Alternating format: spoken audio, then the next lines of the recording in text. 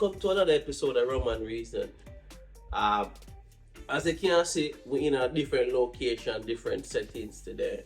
Unfortunately, my partner in crime broke her foot. Well, she didn't break her feet, but she fell down the stairs. I might have torn something, so she's off camera today. So we decided to do this inside, so it's a little bit more accommodating to her instead of over the bar. But regardless of what we did, we have to drink something nonetheless, right? So this episode really gonna be I guess an intro to me, that's all me at the start. Just kidding. But yeah, just some questions that the wife, you probably can't hear her at the background, she's off camera. So she has a list of questions that she's gonna ask me. I haven't seen these questions, I don't know, so you're gonna be getting my unedited, unfiltered reactions and expressions to these questions. And yeah, let's see if we can just hold a reason and hold a vibe. So.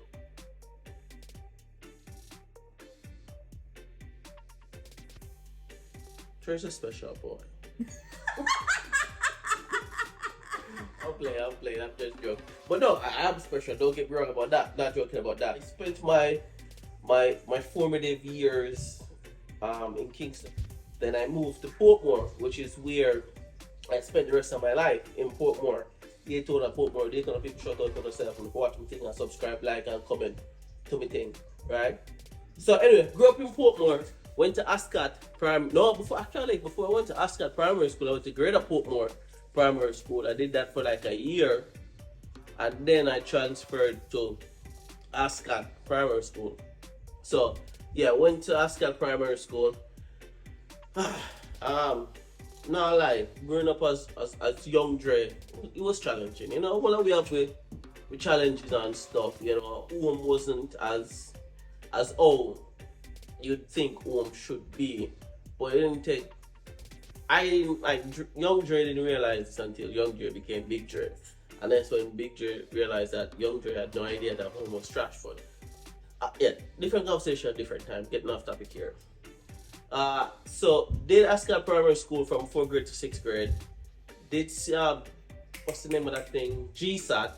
I think I was the first of the people to the GSAT that year. So we did GSAT, and I was shocked at the results, to be completely honest, because I was never a scholar in school. Didn't like school. Like growing up in primary school, like me the type of person where you chew with a pencil and then something up on Friday because we don't want the spellings. You understand now? So we weren't getting no whole heap of good grades on them thing there, right? But for some reason, somehow, he buckled up, because that's me. At crunch time, I come to work. You see me? He's a crunch time person. So GSAT came around, I actually passed for St. Catherine High, which was my second choice at school. Funny story, can I tell you how me go up to the teacher? Because them asked me to give them a list of schools we wanted. And me go up to the teacher and tell her some more got Queens. Cause that be a girl gonna say me want to be the only one that Queens.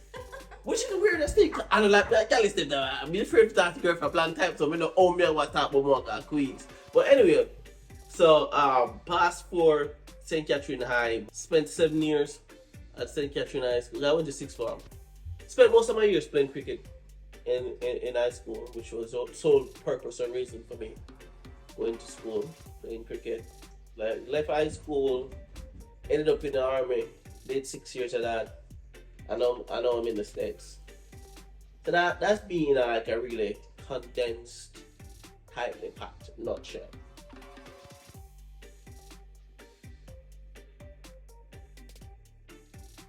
I've been in the States since 2017, so I'm going close to 7 years now, if my math is correct, 7, 8 years maybe. 2017 until now, we're at 20.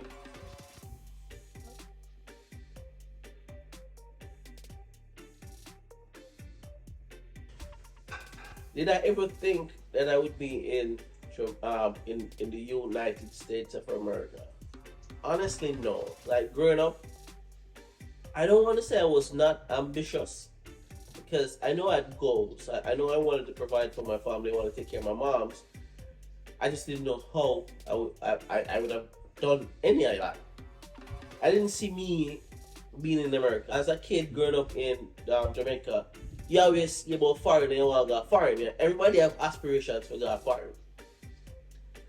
But I never saw the actual path to get there. There was no I would do this and then this is gonna happen now. I wanted to do it but I didn't see the possibility of it happening. And even after I grew up and I was like, yo, I need Lacey and we start link and thing and she would always say, yo, I need for my grade come here. I always say, no, we make a foreign go. I was adamant that listen, when a foreign man did, me I stay here, Jamaica my born and grew. So I now left there. You understand?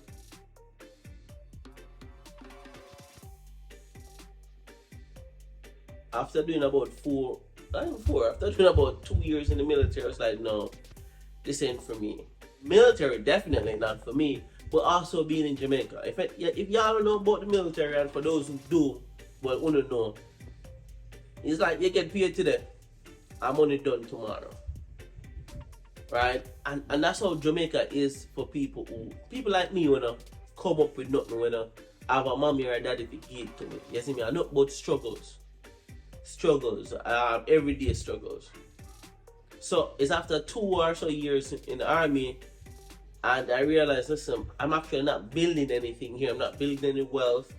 I'm working.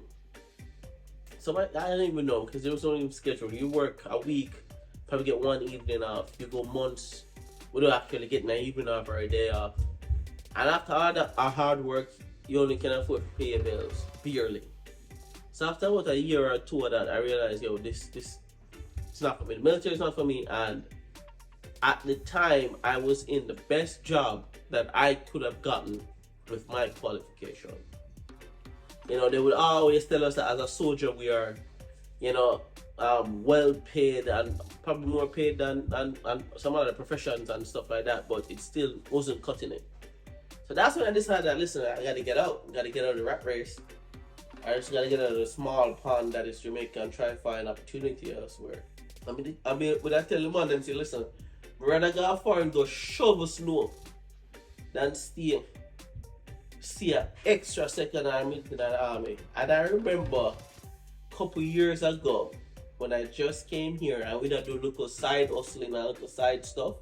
I was in Jersey one winter because I had linked with someone who they Jersey and them have a local company and local snow shoveling thing, and it was like a snowstorm. So we head out from the evening before the snowstorm supposed to come.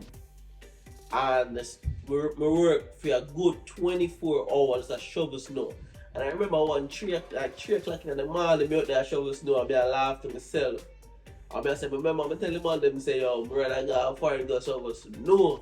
And I been up there over here, though, for a little period of time to look here, find a footing and such.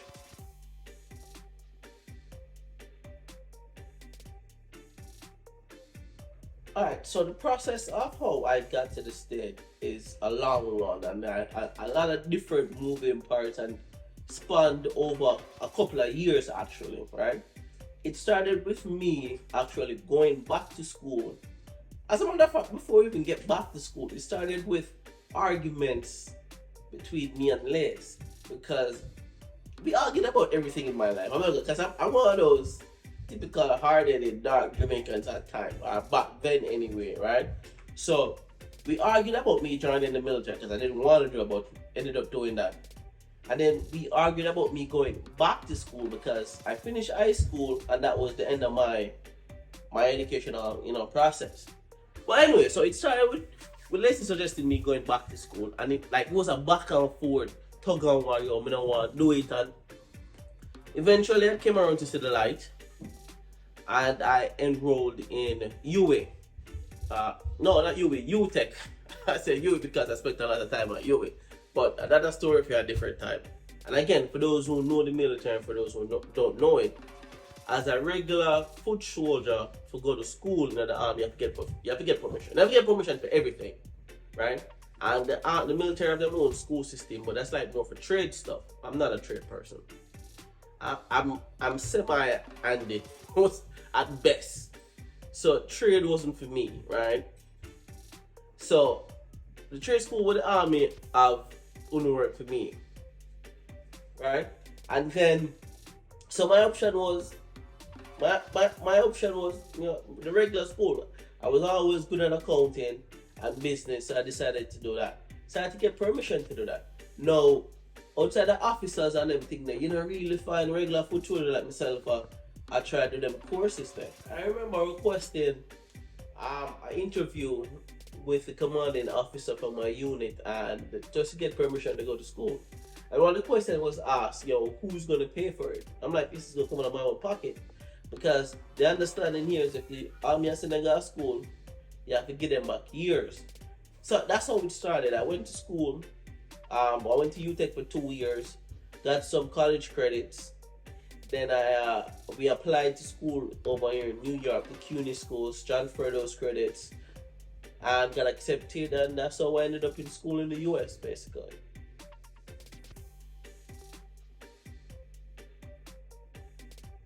The reason why we applied to CUNY was because my girlfriend at the time was living in New York, and that's the only place that, because at the end of the day, we were coming to be, together, because we were together for years, in the sense that the word together, but not in the same place.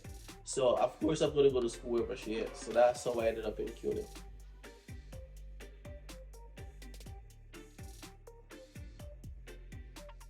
Went straight into a 4-year bachelor's degree program. I studied accounting. I majored in accounting with a minor in econ. What do you know me? Say you've never did a big money school thing. So whenever I tell them, say you have a major and I have a degree in accounts with a minor in econ, it's like it shocks everybody. Sometimes I think about it shock me too.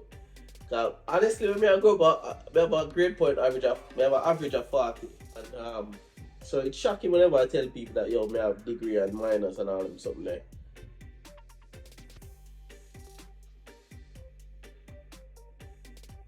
First thing I did was I applied to a university, a college here in the US. The next step after getting accepted was to apply for your visa. Funny story, I remember going down to the embassy that morning. Typically, man, them normally wear them uniform and them thing they forgot embassy, because man a soldier, so they just their uniform, they feel like you're more likely to get it. I didn't do that. And I remember going up to the window and them asking them questions. I asked about 3 or 4 questions. At this time I already had a visiting visa, so it wasn't nothing, I'm already in a good job, so and I had them something else. I was applying for my student visa, my F1 visa at the time. So I got the visa. They gave me like I think it was a colored slip. So it depends on whether or not you get through or not, them give you a particular type, a color slip, right? So I got the slip that indicated that I got through and I got accepted to get the visa. I remember leaving now and I had the slip in my hand and a lady saw it in my hand and she's like, I don't understand him a big man visa but them to die my little son. So I say, bad man Chang, she even know me from Adams. But yeah, so we applied to the school overseas, then we applied to the embassy in Jamaica for the student visa. And that's pretty much the steps right there. You have the documentation, all them something you have to get submitted and all them thing there, but that's pretty much the steps.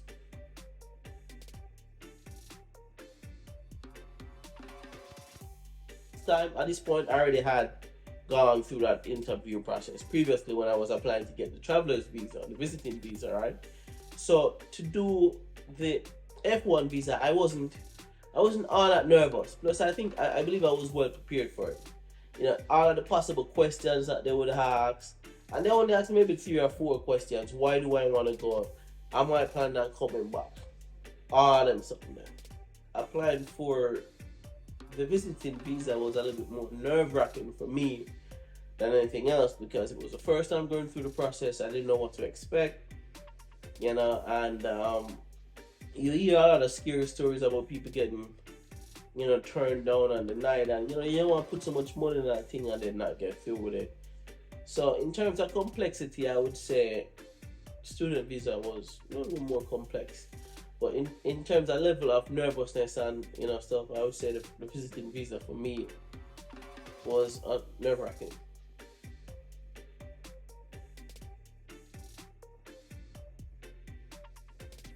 I would say the student visa was a little bit more complicated because of the additional steps included, the additional forms that you needed.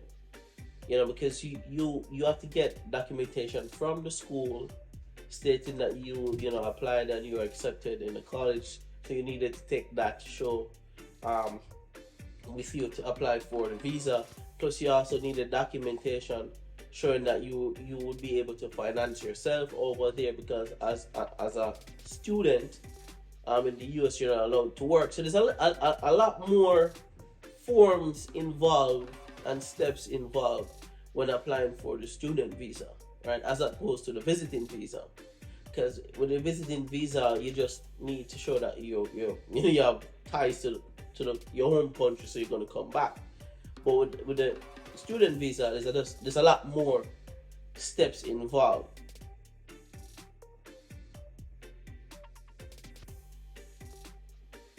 Yeah, you have close friends. Everybody want to hear them opinion, and they must say, listen, you don't want to move, go find go live with woman in because they might take liberty on you and all them something. You hear all of the scary stories, and then you even seen them yourself, guys.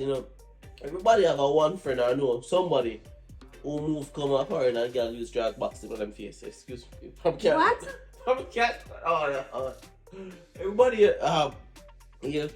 scary story. I have a one friend who them know move come to the States and get mistreated, or woman just take liberty, and you live in Jamaica, you say careless liberty come through carelessness. So that was always something that was always in the back of your mind. And you have people that tell us, say, yo, you can't trust woman them way there. And what if your move come a foreign and she decides to kick you out to the point you own over the car. At the end of the day, even though I had family in the States, these are not people I grew up with, right? So, and I like say, yo, if she kicked me up, I could have go encroach upon them, because the type of person I was, I wouldn't even have done that, even though they might not be opposed to doing that, right? But it was a tough transition. It was a tough transition coming from Jamaica, where you're independent, you make your own money in the army, so you make decent money, and not say decent money. Coming to America, where you can't work, you're going to school, you're literally starting from scratch, you're literally starting from zero. And keep in mind, I am the typical Jamaican man. We're dark, we're ignorant, we're full of pride, and egotistical, if you want to put it like that. I would just have this one back of ego. You see me, and this preconceived notion of what a man should be and how a man should be and stuff like that. So coming here where you have your own money to certain speed, and that was a challenge. That was a challenge, you see me. So preconceived notion, yeah, definitely check.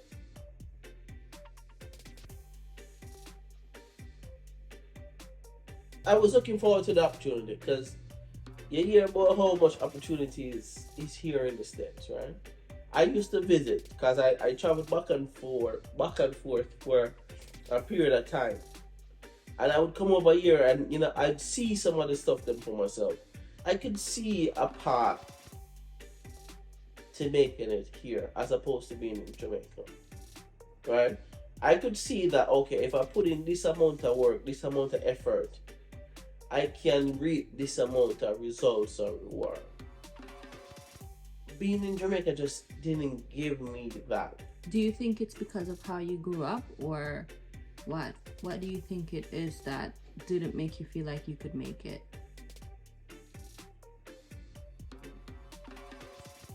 Jamaica different for everybody, and it depends on which part of Jamaica you come from.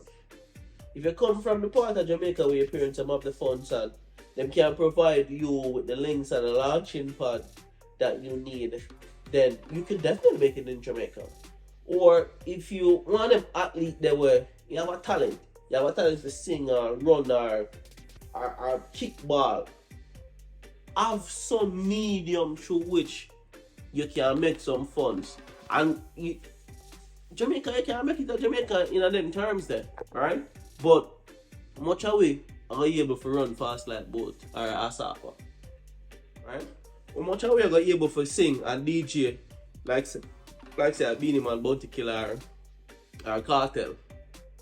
You see me? I know one heap away. Maybe 2 out of 10. You see me? 2 out of every 10. So for the rest of the normal man like me now, when I come from a family, we have it. You see me? We have to go elsewhere, we have to look elsewhere. Because me know a lot of men were in the army for years, bro. And when them left, when the army decides to them down, them now nothing that and turn to running taxi on the road and them just did a papa. You see me? A whole heap of people and them degree, teachers and them thing they were work for many decades, and when them done them barely have nothing. Me never want that. Me don't want barely make it in life. Me don't want just to survive. You understand? So for a man like me will come from parents, or one parent when I have it and the next parent will just never care. We have to go somewhere else where we have a fighting chance, and unfortunately Jamaica isn't that for we. We need a start. We need a start, and then we can go back to Jamaica and build on the start there. You understand?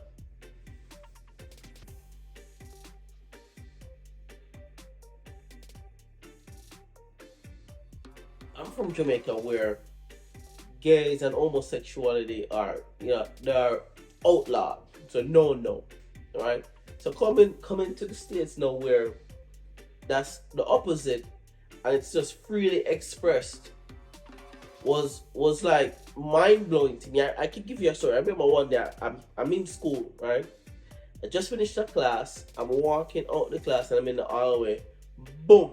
There was 2 girls just lip locking in the hallway. So it took me back. I was like so But not only that, I think even that if it was 2 heterosexual people, that's not, you don't really see that in Jamaica. Man or if 2 people man, don't express their sexuality. I mean, like my man wanna kiss, you see that all the time in Jamaica. You don't see people hardcore making out like that unless you go to a dance or something. You don't see people there in a glass school or something. No, you're not gonna sit in a glass school because all we come like puss. We got our business them outside the public view. Yeah, that's what I'm saying. You understand? So, but even if it was a man and a girl like kiss, it wouldn't. But I look, but I just go about my business. Yeah. But this caused me to stop, brother. So me say nobody just see porn and go on there. So. I think I have to just snap back to himself and say, say I know yard me there. I'm gonna go about the date, and that for me was one of the biggest adjustments. Was it the open expression of sexuality or the fact that they were homosexual? It's not the openness of sexuality. It's the fact that it was gay. It was a whole gay situation, homosexuality.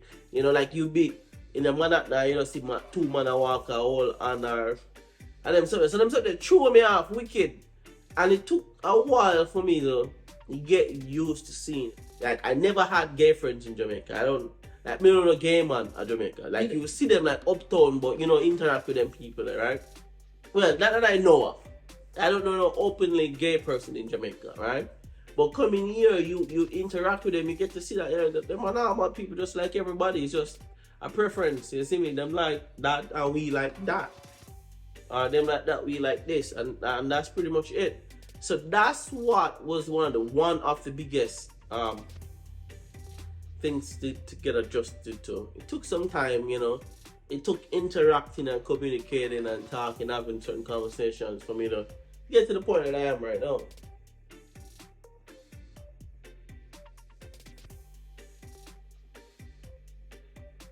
I can honestly say I am not where I want to be. I'm still a work in progress. But I can admit and I can say that without a shadow of a doubt, if I was in Jamaica still, I would not be where I'm at right now. In terms of owning my own home, you understand that the career that I'm in and just the income level, like it wouldn't be the same in Jamaica. It would be a far struggle. Far struggle. More struggle. Yes. I have a lot of friends. I know a lot of people who went to college and whatever I end up doing right now. Call center them work for. The job opportunity just just isn't there. When I was in Jamaica, I was doing in college. I was doing business administration. I wasn't even doing accounting. I was doing business biz ad, a general, very general degree, and there's just not many opportunities there. Fast forward to being in the States now, you have tons of accounting firms, and they're all hiring. During COVID, when everybody was shutting down, accounting firms were still hiring. So in terms of opportunity here, definitely in Jamaica, no, bro. You left school and end up at work on call center or some menial job where that you can't even cover your student loan. You understand? So.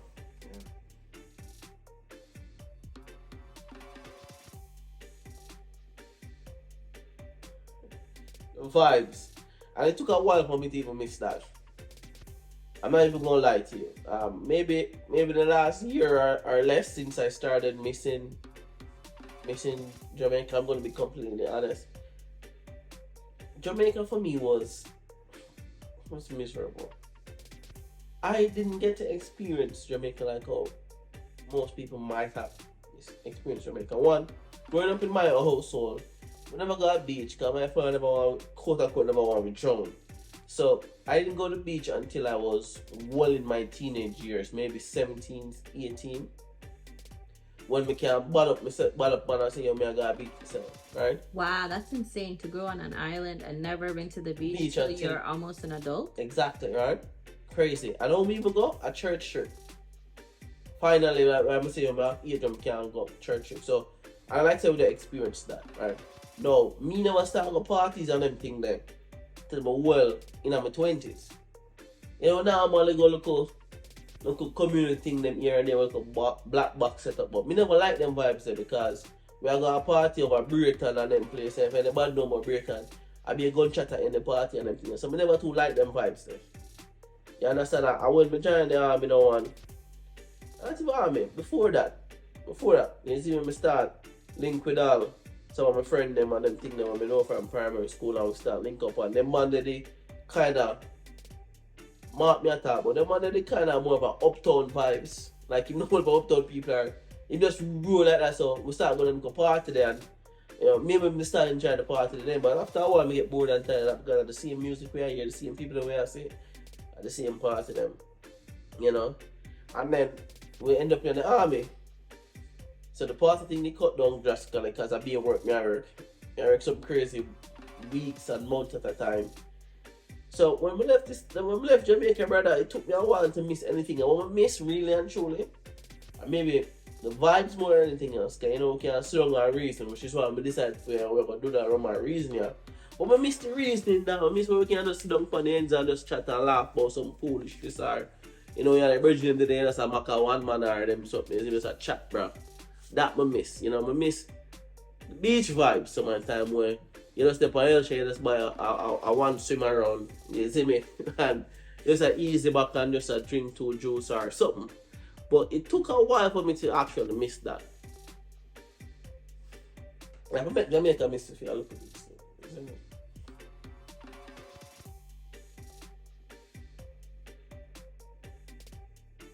What are the positives of being here?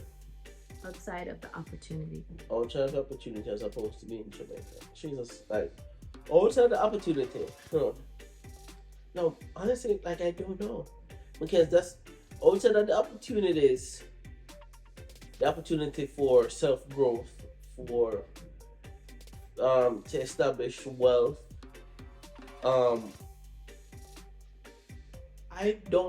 this place has nothing over Jamaica outside of that, to be completely honest. But it was enough for you not to miss Jamaica? Yeah, because at the end of the day, you have to ask yourself, which one is more important? It's not what a reason for the vibes I come and build a future. So, my thing was, listen, even though I missed the vibe, missed the reasoning, that lasted, well, maybe an hour at best, 2 hours depending on how long you get up on the inside chat. But then you go back home, the struggles and the stresses and the pressures, you see me, they're always constantly in front of your face. So, I was like, you know what? Even though I love the vibes and I love the reasoning and I love their own the nigga them and the man them, I need to come make some money. I need to come and set myself away where when I go back to Jamaica, I can always have them reasoning and them vibes to God's willing, you see me? Can always have them there. And when we left at Gam yard, I still good. Everything's still good. I not worry about I can't make this a bill of this month, or I not no money for me, no food, and a bus here if I go back to work or them thing there. So reason why I never miss Jamaica because I come over with a plan. The plan was to come over and get myself situated in a way where I can go back to Jamaica and fully enjoy Jamaica the way me want to enjoy it. You understand? So but now I like to you. I mean, those are the opportunities. There's some stuff I'm like over here. Yeah, but those are like technological advancements and them things there. You understand me? Like what? One thing, but I always tell people say, I can't go to Jamaica. I can't go to the bank line them on a Friday. I can't angle the bank line them, bro.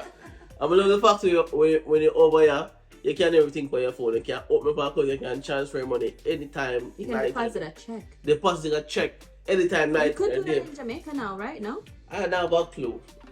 Right? But the bank's still crazy though. But so like in terms of the people think them prefer like the over here say the advancements and them thing there. And well I feel like I can own more stuff over here. Yeah. You know? But yeah.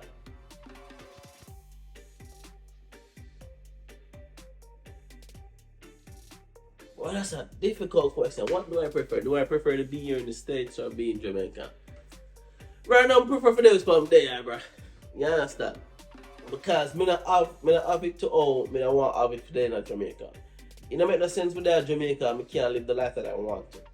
So, it's best me stay where I'm at until I can afford to live how I want to live in Jamaica. And then, when we get to that level, then we prefer to be in Jamaica. But for now, until we arrive at where we want to arrive at, I prefer to be here because this is going to get me to where I need to be so I can live the way I want to in Jamaica.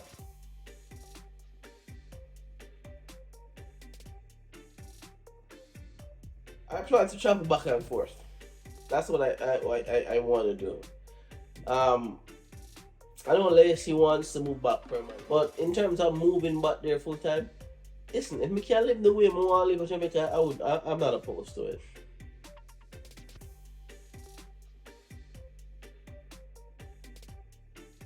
Alright, so advice in terms of how to make the application of for F1 visa more fluid.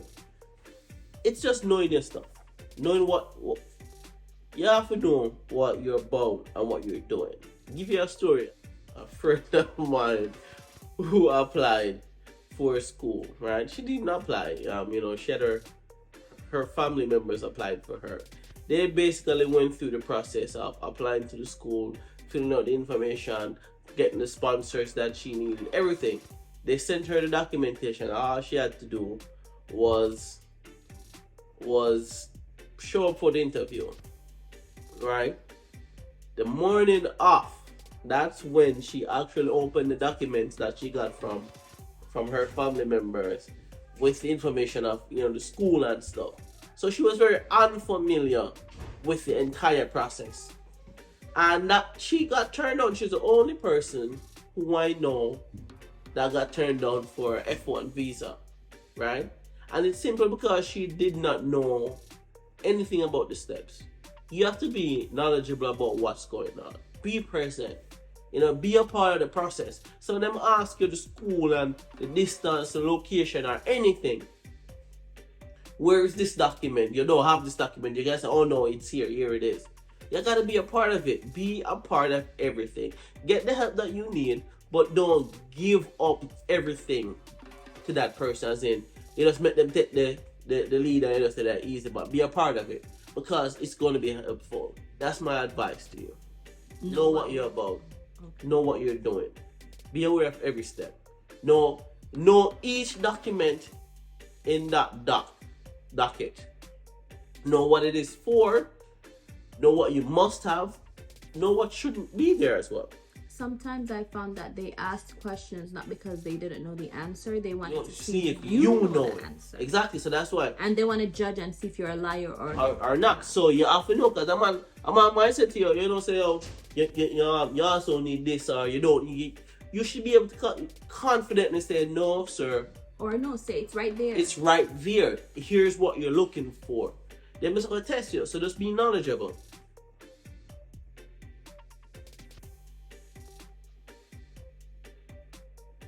It is going to be difficult to adjust to life here, to the culture here, if you remain close-minded. I am not saying come here and lose who you are or give up on your belief, your culture, or your norm. I'm not saying that. I'm saying you gotta be open to the idea and the fact that, listen, your way of life is not the only way of life. So it's all about being able to live cohesively with others, even though they might have a different viewpoint or take on life. I'm not gonna tell you how to live your life, please don't tell me how to live mine. And once you adapt that mindset, that mentality, you can't just here and just know say you have to come here and work hard, bro. You know, easier for you, bro. Bro, check no easier for you. You see me, you have to work and probably have to work harder over here, because when you come from here, so you have to come work twice, 3 times as hard. But just know, say if you put in the work, you reap the results, bro. And that's my advice to anybody. Work hard. Work hard, play hard, you know what I'm saying? So, yeah, that's it. That's a wrap for episode 5 of Roman Reason. I hope this was informative. I hope you learned some stuff. You know, I hope we have a good reason. You see me? And like, share, subscribe, and comment to our video, people. And if you have any question, please just drop me in the comments. And I always respond to the comments. You can't know if I'm me respond or Les respond. When me respond, I should have edited it. I go sound like a 4th grade. Alright, you see me? Because the time I write them something, I think me put the word in. But yeah, like, share, comment, subscribe. You see me? So YouTube can push it in them. A bunch of people are watching video and them not subscribe by that. I'm gonna start with them something. Subscribe to people them thing. Subscribe to the thing. And yeah, I'll see you in the next episode. Big up on yourself. You did really well, babe. I loved how you got so personable and you were just so honest. Bravo to you. High five. Okay, pause the video. Alright, stop it. Okay.